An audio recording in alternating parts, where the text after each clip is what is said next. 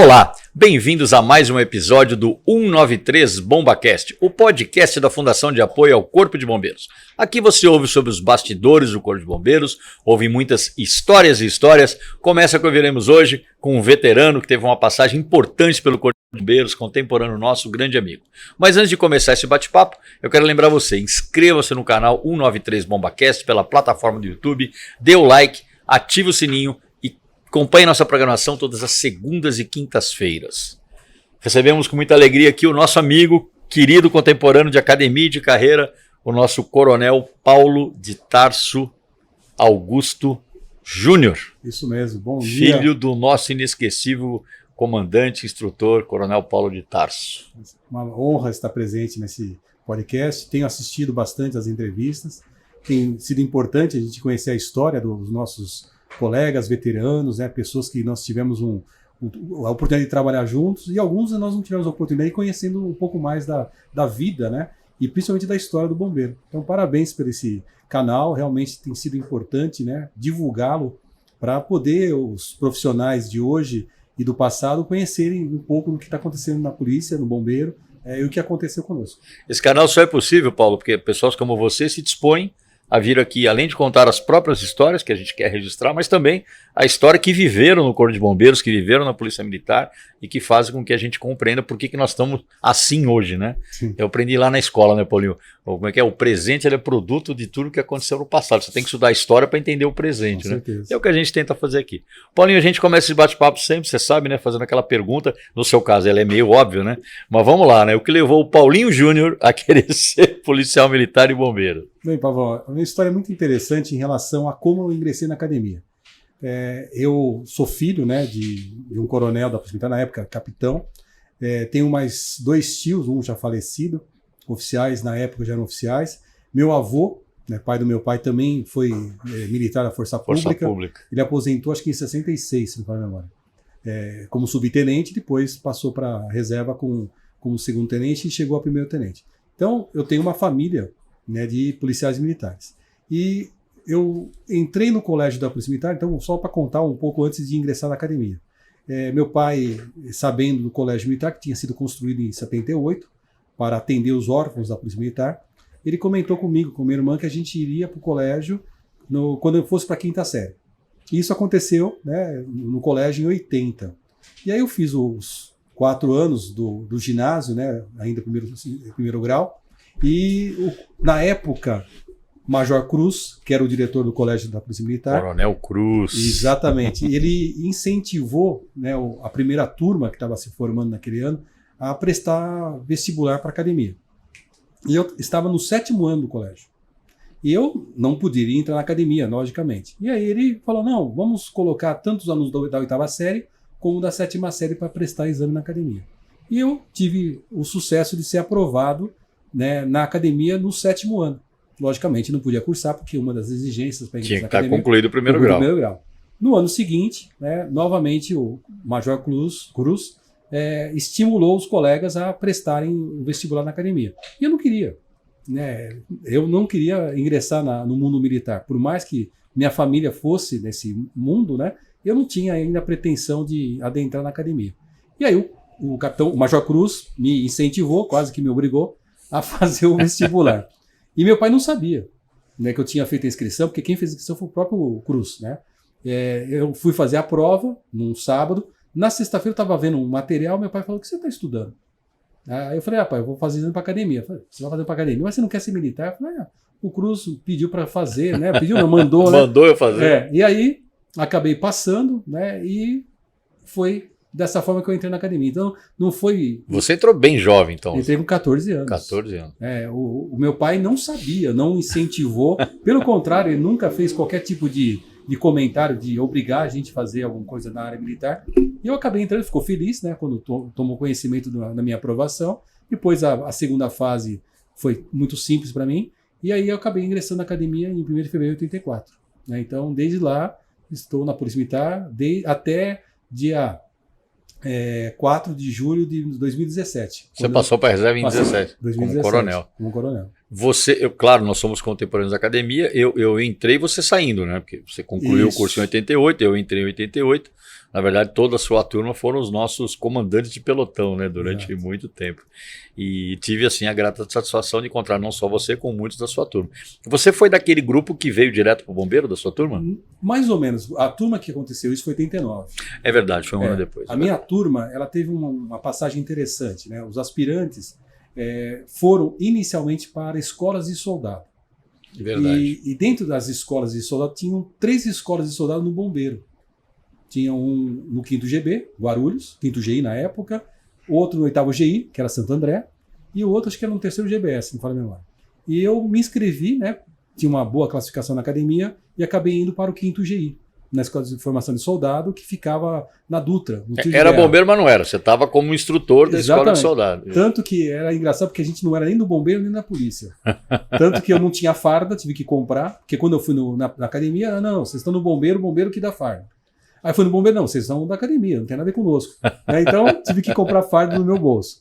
E fiquei na Escola de Soldado de janeiro até julho, quando a gente começou a fase operacional, e aí nós fomos para o policiamento. Eu fui para o 23º Batalhão, que era um batalhão que tinha acabado de ser recriado. Lá na 23ª Zona Sul, né? Jardins, Pinheiros, Alto de Pinheiros, essa região.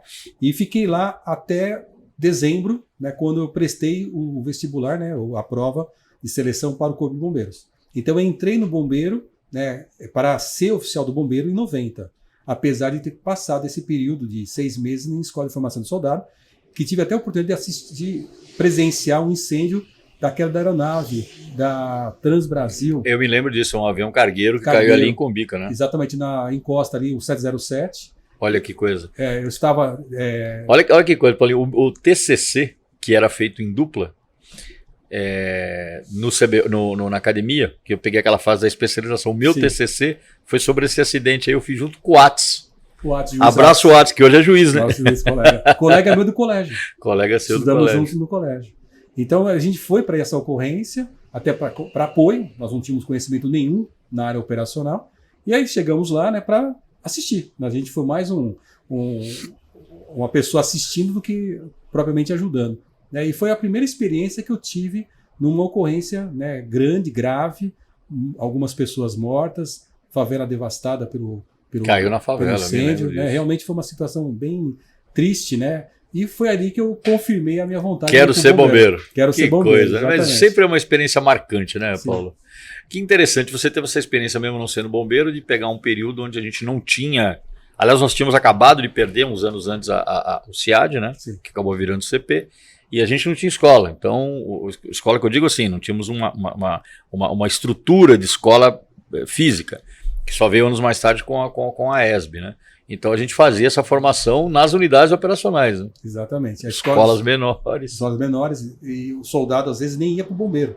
Fazia aquela primeira fase obrigatória, e alguns não seguiam. Não ficavam no bombeiro, é verdade. Eu não me recordo quantos ficaram e quantos foram, mas eram acho que 4 pelotões nessa turma, e eu acredito que alguns ficaram no bombeiro, tanto que eu encontrei com eles depois. Trabalhando, o senhor foi meu tenente na época da escola de soldado, volta e meia você acaba encontrando. Essa fase marcou bastante, Paulo, porque não é incomum encontrar pessoas que trabalharam comigo, ou umas já estão aposentadas, outras não, e falar, pô, encontrei o coronel tal, né, que às vezes até do policiamento, pô, foi meu instrutor na escola, né, em alguma dessas escolas, né, Sim. Pirituba, evidentemente, a maior delas já existia, mas as escolas descentralizadas que tinha no estado inteiro, né. Uma vantagem de ser professor, né, e aí eu segui um pouco a carreira do meu pai nessa área também. Meu pai sempre foi instrutor e professor, né? Instrutor na Polícia Militar e professor fora. E eu acabei acompanhando esse mesmo trabalho. Então, trabalhei em escolas de soldado, ministrei aula em escola de soldado, escola de sargento, academia, curso de habilitação na própria academia. Eu ministrei aula no CO e no CSP. Então, eu consegui ministrar aula em todos os cursos da Polícia Militar. E fora da Polícia Militar eu fui professor universitário. Esse negócio de ser professor às vezes dá problema, viu, Paulinho? Sim. Por exemplo, tá aí minha esposa, né? É um risco danado, né, ser professor. Me dei bem, ela estava dizendo, você deu bem, me dei bem. Professor tem o lado dos alunos e das alunas, né? Mas o que é o mais gratificante de ser professor é ver o sucesso do aluno. Não tenha dúvida. E, Paulo, a gente cria uma rede, né? Eu também sempre dei aula como você. eu acho muito legal, a gente já teve essa experiência várias vezes. Você vai em qualquer lugar, entendeu? Você pode, claro, a gente não reconhece todo mundo, porque a gente dá aula há muitos anos, muita gente, mas a pessoa, puxa, professor, obrigado. Cara, isso é muito mais do que qualquer salário, muito mais do que qualquer outra retribuição que você possa ter. Eu vou te dar um exemplo último agora. Eu e minha esposa viajamos, fizemos um cruzeiro até Maceió, agora no final do ano, né? Dia 30 nós viajamos até o dia 6. E aí eu estava no navio, né, num corredor lá que o pessoal brinca que é 25 de março, eis que uma pessoa, né, chega, oi, professor. Eu não me recordava. Claro, não tem, né, como. Uma aluna do curso de Direito, fui professor dela em 2015 ou 2014, né? E ela falou, professor, que bom ter encontrado. Quer dizer, eu nunca imaginaria que eu teria um contato com uma aluna numa situação dessa. E uma outra também passagem muito interessante foi... Há 2 anos atrás, eu estava na TV Cultura como advogado, né, deixei a TV em 2023, e de repente entra uma pessoa no refeitório da TV, onde fazemos o almoço, e aí uma pessoa que entrou olhou assim para o diretor, vice-presidente, e falou assim, aquela pessoa sentada ali é o Paulo de Tarso? Aí essa pessoa, sim, é o Paulo de Tarso, foi meu professor. Ele era o subsecretário da Cultura, no Ministério da Cultura. Caramba! Na época, secretário da Cultura, que é Estados Unidos. Ele foi meu aluno, né, na faculdade, até eu brinquei com ele, eu te deixei de exame, né? Aí ele falou, não deixou, né? Mas é isso, eu acho muito interessante e a gente fica feliz, né? O professor Mas fica não tenha feliz. dúvida, poxa, eu vejo o nosso secretário de Segurança Pública, foi meu aluno na academia, tantos outros, né? O Marco Levício, que é o chefe de gabinete, tantos que estão no governo hoje foram alunos nossos. Isso é uma coisa que nos enche de alegria, de verdade, a gente gosta de falar essas coisas, né, Paulinho? São nossos filhos, né? Através do Ministério. Através do Ministério. Paulinho, você no Bombeiro, a gente também foi meio contemporâneo de CBO, eu não me lembro para que unidade, você chegou aí para a unidade operacional, ou você foi para o segundo, foi isso? Fui para o segundo GB. Eu lembro de você no segundo. Fiquei no segundo GB pouco tempo, acabei ficando lá 90 até 91, final de ano, quando eu fui convocado pelo então Major Ceral, César Augusto Ceral, uma pessoa que eu tenho um respeito muito grande. Temos. Na minha vida, várias passagens com o Coronel Ceral, inclusive foi meu uma das mais importantes da minha vida eu tenho com ele, depois eu te conto. E aí ele me convidou, não, né? Eu fui escalado para vir trabalhar na primeira seção do Estado-Maior. Nessa época o bombeiro ainda existia o Estado-Maior, depois deixou de ter, mas nessa época tinha a primeira seção do Estado-Maior que cuidava da parte de pessoal e a parte de legislação. E eu estava cursando a Faculdade de Direito, eu já tinha trabalhado com o então Major Ceral no segundo GB. Ele foi de lá, me lembro dele. Ele era o subcomandante, e aí quando ele veio para cá, logo em seguida ele me convocou para trabalhar. E fiquei no CCB, no momento em que virou departamento. E aí o que era a primeira seção tornou-se Departamento de Recursos Humanos. E nesse momento eu assumi a seção de Justiça e Disciplina. Era uma seção nova em que fazia, né, toda a análise de processos disciplinares do Corpo de Bombeiros, né, não só da capital, como do interior também. Nessa época, o comandante do bombeiro era a autoridade máxima para decidir processos disciplinares. E eu era o auxiliar do capitão, que era o chefe da seção. Usando todo o conhecimento jurídico que você estava adquirindo na época. Estava fazendo faculdade ainda, não tinha me formado. E fiquei lá até 94, quando eu voltei para o segundo GB, a pedido. E lá eu fiquei menos de 6 meses e fui transferido para a Academia do Barro Branco. Na academia fui convocado para servir e fiquei lá 1 ano.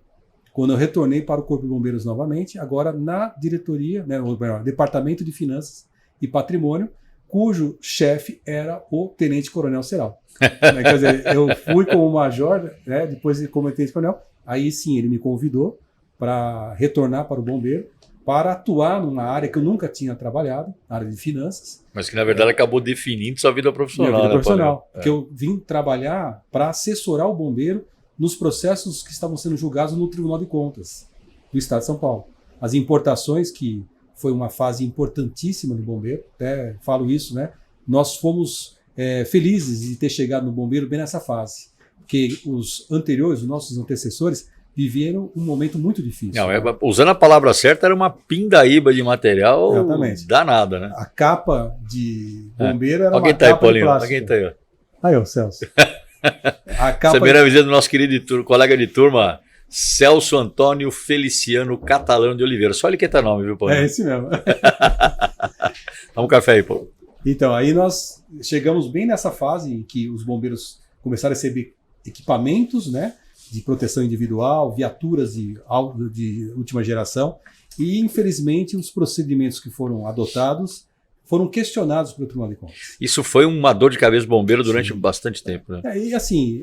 que acabou envolvendo pessoalmente a figura de um comandante nosso, né? Que foi... E olha, eu falo sem sombra de dúvida, foi uma questão política. Política, lógico. Porque os procedimentos que foram feitos e julgados até 93 foram julgados regulares. Em 94, mudou o governo. Era o Fleury e assumiu o Mário Covas. O Mário Covas. O Tribunal de Contas mudou o entendimento. Não vou citar nome aqui de um conselheiro, mas o conselheiro participou do julgamento de um processo de inegibilidade de licitação para aquisição dos capacetes Galé, a capacete que o bombeiro usa até hoje. Até hoje. E foi julgado regular. O mesmo procedimento foi feito numa segunda aquisição. E essa aquisição foi julgada pelo tribunal em 94. E qual foi a surpresa? Julgado irregular.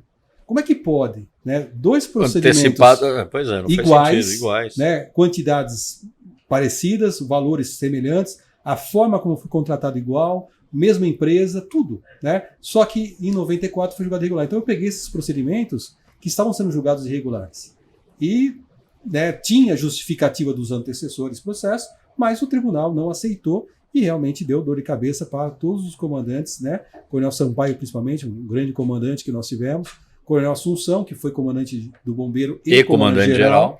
Então essas pessoas acabaram sendo acusadas de terem feito o procedimento de forma irregular. Ao final, esse procedimento não houve responsabilização. Não, mas perdurou por anos, que eu me lembro bem. Ocorreu a prescrição, mas não há dúvida que as importações que foram realizadas nesse período impactaram o bombeiro e impactam até hoje, que nós temos equipamentos que são usados até hoje. A gente já falou aqui várias vezes sobre isso, Paulo, sobre a importância, né, dessa atualização técnica, que na verdade não foi uma atualização técnica, foi um salto enorme, né? Que foi assim, para quem foi melhor, para quem foi o maior beneficiário de tudo isso? A população. A população. O bombeiro investiu o Estado investiu no bombeiro 250 milhões. Eu lembro de Paulo, eu me lembro que na época eu falava esse número para uma pessoa que eu conhecia, que estava numa indústria privada, uma multinacional. Quando eu falei esse valor, ele falava, mas 250 milhões de dólares é muito dinheiro hoje. Muito dinheiro. Mas na época era muito mais dinheiro, né? Questão aí de câmbio econômico, que, né, tem mais de 30 anos nisso. Eu não acredito, eu falei, pô, mas isso é o que minha empresa, eu não lembro qual era a empresa, mas é uma empresa grande da área de química, né? Falou, pô, mas isso é o que minha empresa investiu no mundo esse ano. Eu falei, pois é, o Palmeiras de São Paulo comprou isso aí. Sim. De equipamento. Né? Foi um investimento altíssimo e bens, né, que foram adquiridos de extrema qualidade. Tanto que nós tínhamos caminhões que não existiam na América do Sul. Não existia na América do Sul em lugar nenhum. E fora a condição de segurança que ela deu, né, principalmente os equipamentos de proteção respiratória, individual, para o nosso bombeiro, né, Paulo? Que era tudo um negócio feito na cara e na coragem, né? Não, a capa era de plástico. De plástico. Aí a gente usava a capa de Inomex, né? Hoje tem até calça, na época não eram calças, né? Só tinha só... Aquela jaqueta 3/4. Exatamente. Foi uma questão de opção na época, mas não há dúvida que o aprendizado nesses equipamentos, né? A ferramenta que hoje tem outras marcas, mas na época é o Lucas, né? Que é a ferramenta hidráulica. Nossa! Essa aí foi uma mudança de paradigma enorme, né? A gente usando aquele moto abrasivo que provocava faísca, risco de incêndio, queimadura no própria vítima. De repente você usava lá como se fosse um abridor de latinha. Totalmente hidráulico. Exatamente. O pneu hidráulico que também facilitava o levantamento. As almofadas pneumáticas, cara, foi um salto. A gente já falou muito sobre isso, realmente foi. Mas você está trazendo aqui para nós o outro lado, né? Porque a gente gosta de falar, né, sobre tudo isso representou em termos de segurança, de melhoria de serviço, de uma série de coisas, mas tem sempre tá aí o Martinho, né, que sempre militou na área jurídica do bombeiro também, né, um discípulo seu, né, a importância que tem o conhecimento nessa área, né, de oficiais de praças, para essas questões que vêm depois, muitas vezes, né, que a gente é órgão público, nós estamos sob o escrutínio e tem que ser, claro, né, do Tribunal de Contas, de uma série de ordenamentos, e tem que ter alguém que entenda de tudo isso para que possa colocar o bombeiro no bom caminho, né. Sim, e eu gostei, né, a área de finanças é a área contábil, né, não há dúvida que tem a matemática como um principal precursor, mas nós temos o direito, né? E temos que conhecer a legislação, temos que conhecer o procedimento, e a partir dessa fase que eu fiquei no bombeiro, né, na área de finanças, eu tive uma oportunidade de ter feito vários cursos, né, dentro da instituição e fora da instituição. Isso fez com que eu me aperfeiçoasse nessa área. Tive a oportunidade, acho que nenhum oficial teve essa oportunidade, de trabalhar na consultoria jurídica, juntamente com os procuradores. Na época, faltava um procurador e a chefe, a doutora Helena, que era uma pessoa temida por muitos oficiais da Polícia Militar.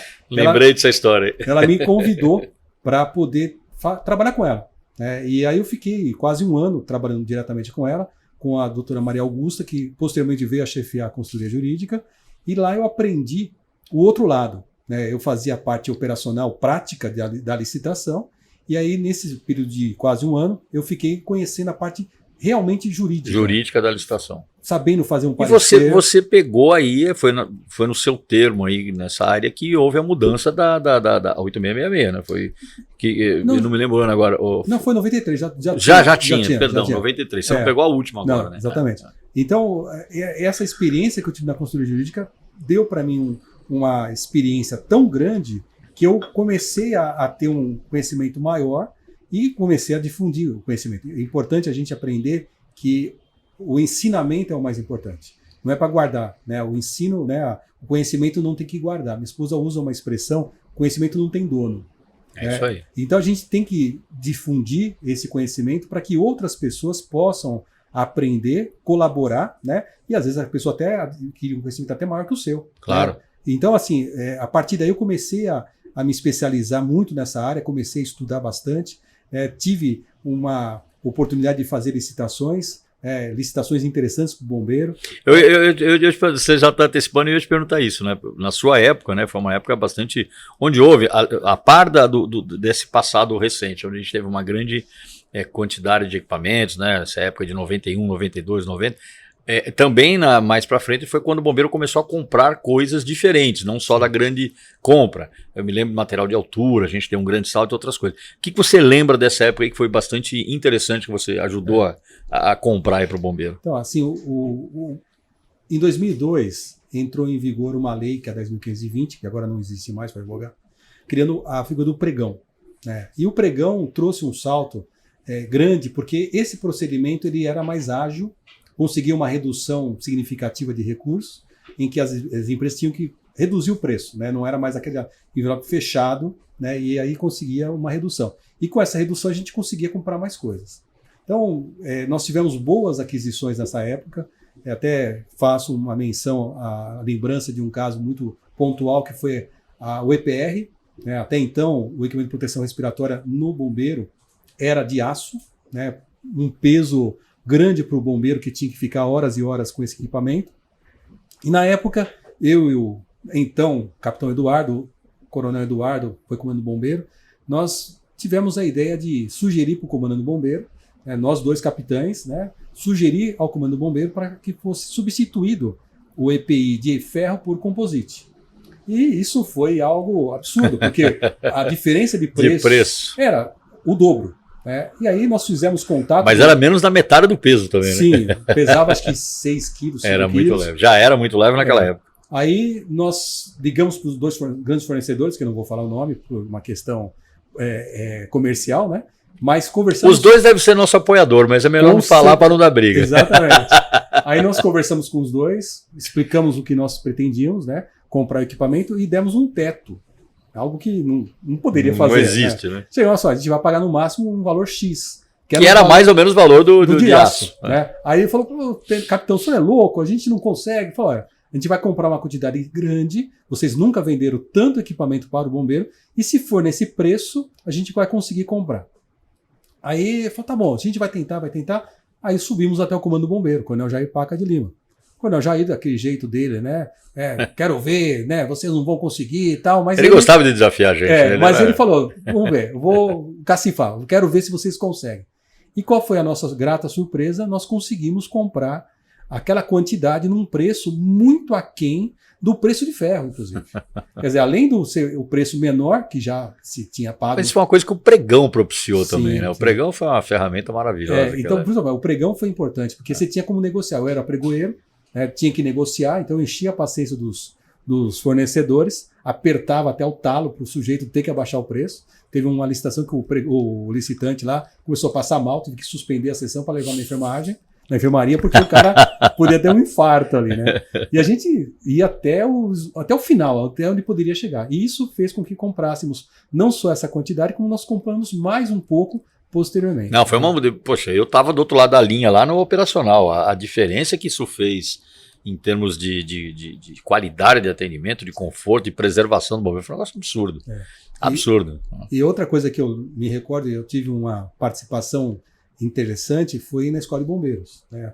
Até eu assistia o trabalho do Aurélio, né, e o Arrisson, né, na escola, que realmente vivia uma situação difícil, né? A escola não tinha nada, né? Nada. E aí vieram os projetos, né? E o Estado disponibilizou um recurso para o bombeiro, só que esse recurso ele estava contingenciado, uma expressão técnica que o dinheiro tem, mas você não pode usar. Tem, mas não há. Você não pode utilizar, o dinheiro foi congelado. Congelado. Né? E aí o que foi interessante, porque nós tínhamos uma prática no bombeiro, e passei isso para outras gerações, para que nós fizéssemos os processos licitatórios antes de ter o recurso liberado. Porque no momento que o dinheiro fosse liberado, a gente já tinha o processo pronto. Aí era só publicar para a licitação ser efetivada. E não, agora vamos começar do zero. E aí você demora uns 4 meses de planejamento, elaboração de termo referencial, edital. Então a gente já preparava os processos licitatórios e aí nós fizemos. A escola mandou alguns serviços que eram necessários. O ETE, o tratamento de esgoto, eu lembro que o Aurélio fez esse comentário. A estação de tratamento de esgoto está lá até hoje. Hoje a gente está licitando a gestão dela. A parte elétrica, que era um investimento altíssimo, eu não me recordo o valor, mas era mais de 1 milhão. Tem 4 cabines primárias na escola. Exatamente, era muito, muito caro. E mais auditório, reforma do refeitório e tal. Então nós tínhamos aí, acho que uns 5 ou 6 projetos. E nós fizemos todos. Mandamos para a consultoria jurídica, já sem dinheiro, porque a gente não tinha dinheiro, e mandamos para a consultoria jurídica. Aí houve um probleminha, porque aquela área era de preservação ambiental, e tivemos que ir até a Secretaria do Meio Ambiente. Esse imbróglio a gente só resolveu em 2021. Aí nós fomos lá, mostramos que aquela parte não era preservação, e até nós falamos, olha, a gente quer fazer um ETE, que é exatamente para preservar o ambiente. Claro. Então nada como liberar esse processo. E aí nós conseguimos a liberação do processo, junto à Secretaria do Meio Ambiente, e o processo ficou pronto. Né? E aí estava com o dinheiro contingenciado. E aí eu cheguei para o comandante do bombeiro, né, Coronel Jair Paca de Lima ainda, falei, coronel, olha, a gente vai ter que fazer uma coisa maluca. O que é? Falei, esse dinheiro vai sair.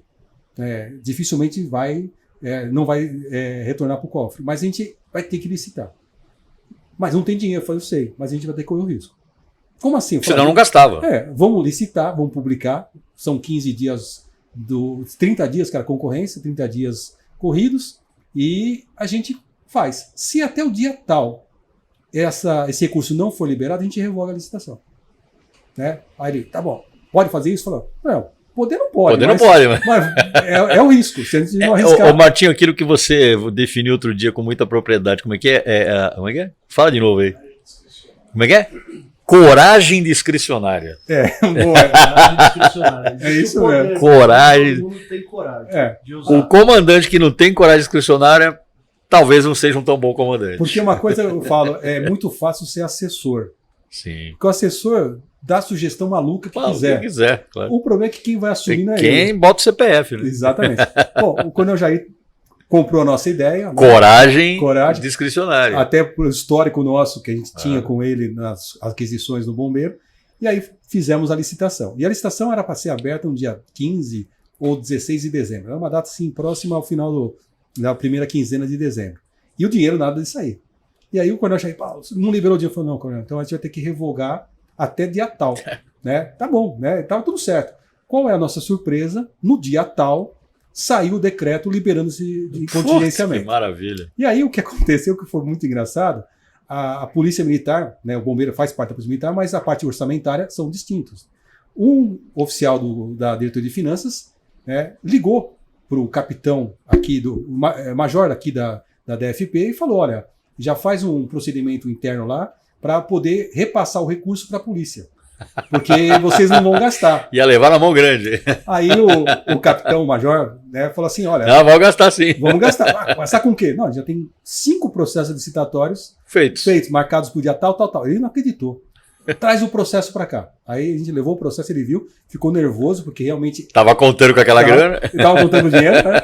E aí nós abrimos a licitação. E a gente tinha até o dia seguinte para poder empenhar tudo. Porque o Estado geralmente ele encerra o exercício algumas semanas antes do final do exercício. E aí nós tínhamos que fazer. Então a gente fez licitação que abria de manhã e abria à tarde. Né? Eu fiz 5 licitações no mesmo dia. 2 de manhã e 3 à tarde. E eram procedimentos que tinha habilitação, proposta. Então a gente forçava o licitante a renunciar a recurso para a gente poder abrir a proposta para não ter recurso para poder homologar. Então fizemos assim algo inusitado, conseguimos efetivamente contratar as 5 licitações. Que foram importantíssimas para a escola. Importantíssimas. Isso foi um grande trabalho que nós fizemos, que acabou surtindo o efeito que foi esses serviços serem executados. Né? Olha, Paulinho, eu remontando a minha época de militar do Exército Brasileiro, aprendi uma frase lá, quando era bem jovem, que dizia que o Exército marcha sobre os seus estômagos. E claro que é uma referência à logística, é uma referência à parte também, por que não dizer, financeira, né? E a parte que você se tornou, na verdade, um grande especialista, juntamente com outros, né? Ela tem uma importância capital, porque tocar o alarme, para tocar o alarme, a viatura sair, o bombeiro chegar lá para atender o cidadão, tem toda uma coisa que acontece antes, que a gente tem que dar muito valor e lembrar sempre, né? Que é exatamente, grande parte disso era o trabalho que você e muitas pessoas fizeram, né? Dessa questão de terminar a nossa escola, de dar à escola as condições para treinar aquele bombeiro que atende a ocorrência, seja todo o conhecimento necessário para você comprar bem os equipamentos, os materiais, as viaturas, os processos. Eu diria que assim, o cabo que está lá agora olhando a tela azul, né, que é a tela azul, né, ali, né, cuidando da parte da licitação, da montagem dos processos, ele salva tanto a vida quanto esse cara que a gente ouviu a sirene agora e saiu com a viatura. Sim. Porque se ele não trabalhar lá, não tem nem o pneu para esse cara aqui subir na viatura e atender a ocorrência. Eu concordo com você, porque a atividade meio, né, que é a atividade administrativa, ela muitas vezes é criticada. Eu não tenho nenhuma situação de vergonha de ter trabalhado a minha grande parte da Polícia Militar e Corpo de Bombeiros na parte administrativa. Lógico que no bombeiro tive a oportunidade de também vibrou como operacional também. Tenente capitão tira o serviço, né, obrigatoriamente. Mas meu trabalho na Polícia Militar foi importante em virtude da esfera administrativa para a atividade meio, onde propiciamos, né, toda uma possibilidade do órgão ter equipamentos. Eu tive, né, fiquei no bombeiro até 2005, né, quando eu fui convidado para ir para o QG, e aí tem uma situação muito interessante pela meu passado, né, na consultoria jurídica. O comandante-geral na época, o coronel Eclair, ele questionou a procuradora, né, por que os processos do bombeiro eram aprovados e os da polícia não eram aprovados. Tinha um infiltrado lá. Aí, então, né, Maria Augusta, que foi minha colega de sala, hoje, na época, chefe da consultoria jurídica, não, porque o bombeiro manda o processo tudo em ordem. Redondinho, exatamente. Da polícia, infelizmente, os processos vêm muito mal elaborados. E aí ele quis saber quem que era o responsável. E aí citaram meu nome. Aí veio o chefe de gabinete da Polícia Militar, conversou com o comandante do bombeiro, o coronel Antônio, e fez um convite para que eu fosse trabalhar na Polícia Militar, na diretoria, no Comando Geral, nesse período do segundo semestre de 2005. E fui consultado, mas uma consulta que você sabe que não tem como dizer não. Não tem consulta, vai, né? Você vai. E até eu falei, numa condição, eu volto, né? Aí ele, não, você vai voltar, fica tranquilo, você volta. Bom, aí fui trabalhar na consultoria jurídica, acabei ajudando muito nos processos licitatórios, e no final desse ano, 2005, o comandante-geral me convidou para ficar fazendo o que eu fazia lá na Polícia Militar. E alguns fatores pessoais me levaram a aceitar o convite, e acabei ficando na diretoria de finanças, e lá fiquei... Até coronel, né? Fiquei uma fase no centro do CIAF, né, que é o antigo CDP, Folha de Pagamento, como tenente-coronel, e posteriormente o Celcinho, que está visitando a gente aí. Foi meu sucessor. E quando fui promovido a coronel, fui para o CPAM 11, que fica na Zona Leste, a parte nobre da Zona Leste, né? Moca, Tatuapé. Obrigado, porque eu moro lá, né, mano? O pessoal, parte nobre. Parte nobre. E fiquei lá 1 ano, sabendo que o diretor de finanças ia ter que passar para inatividade por volta dos 5 anos. E aí voltei para a diretoria em 2016 como diretor. Aí fiquei lá. Pô, chegou no cargo máximo das finanças da Polícia Militar. Na tua época, só para quem não tem ideia, né? Eu estou desatualizado. A ordem de quanto era o orçamento, o recurso da sua diretoria? Olha, era bilhões, né? Agora não me recordo. É mais de dezena, eu tenho a impressão. Eu acho que chegava a uns 10, 11 bilhões. 10, 11 bilhões. É maior que o orçamento de muitos estados brasileiros. Exatamente. Vários estados brasileiros não têm o orçamento que a Polícia Militar tem. Tudo bem que 85% desse orçamento é folha de pagamento. Folha de pagamento, mas ainda assim... É um gasto, né, uma responsabilidade muito grande, muito né, grande, muito administrar. grande. E quando eu chefiei a escola, o CIAF, né, que é exatamente o Centro de Integrado de Apoio Financeiro, quem paga o policial militar. Na época que eu cheguei, pagava o ativo e o inativo. Nessa minha fase que eu fiquei no CIAF, passou para a SPPrev os inativos, né? E continuamos com os ativos e as pensões alimentícias, porque o policial militar gosta de ter pensão. Tem bastante. Tem bastante. Toma uma aguinha, respira um pouco aí, eu vou aproveitar para tomar o resto do meu cafezinho e falar do nosso Bomba Café, que é o café temático da Fundação de Apoio ao Corpo de Bombeiros, fica aqui na Rua Anita Garibaldi, número 25, bem ao lado ao comando do Corpo de Bombeiros. Café temático, decoração de bombeiro, motivos de bombeiro, lugar super agradável, ponto de encontro de veterano, viu, Paulinho? Vem veterano pra chuchu aqui, que bom, a gente tá sempre encontrando o pessoal. Se você não conhece ainda, venha conhecer o nosso Bomba Café. Aproveita, sobe no primeiro andar, venha visitar a lojinha da Fundabom, parceria nossa com a SOS Sul, abraço pro Bill. Vem aqui, conversa com a Shirley, quer dar um presente? Toda essa memorabilia que você está vendo aqui no cenário, tem tudo lá. E mais um monte de coisa, boné, camiseta, vem aqui conhecer-nos e faça aí uma tarde agradável. E aproveite, sobe aqui no segundo andar e vem falar com a gente também. Passei na lojinha, inclusive, antes de ir para cá. E o Bill, conheço o Bill, inclusive eu dou assessoria jurídica. Jurídica bombeiro. É uma pessoa maravilhosa. Toda a SOS eu conheci lá em Curitiba. Então, realmente, uma loja muito interessante. Gostei bastante dos itens. Você viu, né? Tem umas coisas bacanas. Muito interessante. Gostei mesmo. Paulinho, olha, eu queria te agradecer muito por você ter dispensado seu tempo. A gente nem falou, mas podemos falar também um pouquinho antes da gente encerrar sobre você continuou, né, na sua vida profissional dentro dessa área de conhecimento que você teve. Você já até citou aqui em Ampação, você trabalhou na Fundação Padre Anchieta, né? Sim. Nessa área. Fala um pouquinho sobre as suas atividades pós-aposentadoria que você ainda desenvolveu. Então, depois que eu me afastei em 2017, comecei a advogar. Então, dia 4 de julho, aposentei. No dia 4 de julho, fui até a OAB, solicitei a inscrição como advogado, porque eu já tinha sido aprovado no exame de ingresso para a OAB, isso em 92. E eu, por ser militar, não podia exercer a profissão. Claro. Uma vez aposentado, eu já poderia exercer. E a partir daí comecei a advogar na área que eu mais gosto, né, conheço, que é a área de licitações e contratos. Então, montei uma sociedade individual de advocacia, que é o meu nome, e comecei a dar assessoria, né, para as empresas que atuam na área de licitações. E começou a ampliar essa área, até que eu recebi o convite de um oficial que na época estava na ativa, o Issal, né? Um grande oficial que trabalhou na DEC um tempo, depois da manutenção de armamento, e ele fez um convite, que ele disse que precisava de um advogado na área de direito administrativo, na Fundação Padre Anchieta, TV Cultura. E aí acabei recebendo esse convite, fui, né? E fiquei lá até 2023, né? 3 anos na TV Cultura, fazendo exatamente o trabalho que eu fiz na Polícia Militar, durante tantos anos. Exatamente, como consultor jurídico nos processos administrativos, principalmente licitatórios. E lá eu adquiri uma outra experiência no mundo civil, né? Que até então a gente vive a área militar, depois a gente vê o mundo civil. E junto com a TV Cultura eu poderia também advogar e continuei fazendo as minhas atividades. Em 2023 eu não quis renovar o contrato por questão de foro íntimo e hoje continuo fazendo atividade profissional de advogado, dando assessoria para várias empresas na área de licitações. Pedra que não rola cria limbo. Você está levando essa frase ao pé da letra. Eu sempre falo aqui, né, pessoal aí que está próximo da aposentadoria, pensa no after, né? Pensa no depois, né?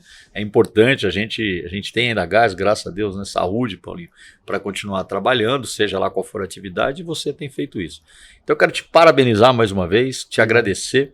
Você que foi, como muitos que vêm aqui, como eu disse, né? É pescado pelo rabo quando menos espera. Sim, com certeza. E foi o que aconteceu com você. Muito obrigado por você ter aceito, deixado suas atividades. Agradecer em meu nome do bombeiro o importante trabalho que você fez para o Corpo de Bombeiros, para a Polícia Militar, e a gente fez questão de ressaltar isso aqui, porque como eu já disse, né, não sai uma viatura quando toca o alarme se não houver pessoas que adquiriram conhecimento fora de investimento pessoal, financeiro e pessoal, familiar, para ter esse conhecimento e colocar à disposição do Corpo de Bombeiros, da Polícia Militar e da sociedade. Então, parabéns também por isso, Paulinho.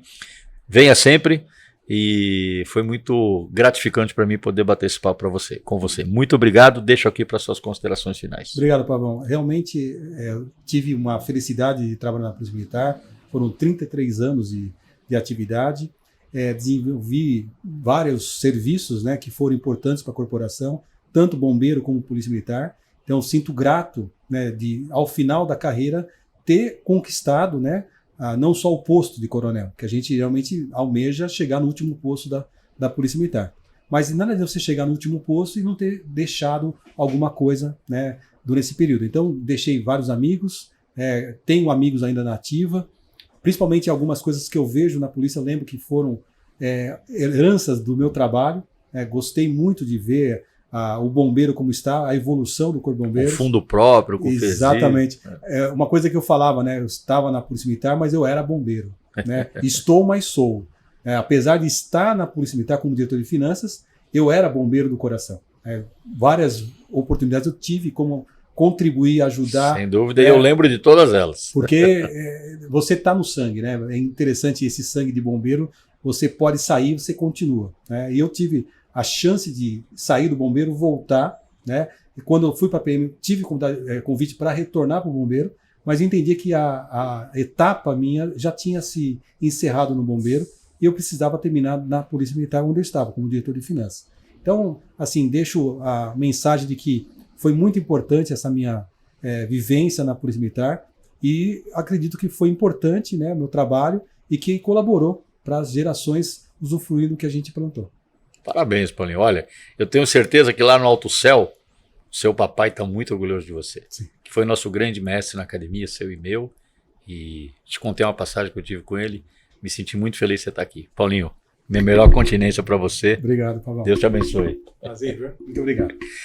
Esse foi mais um episódio do nosso 193 BombaCast. Espero que você tenha gostado, como eu gostei também.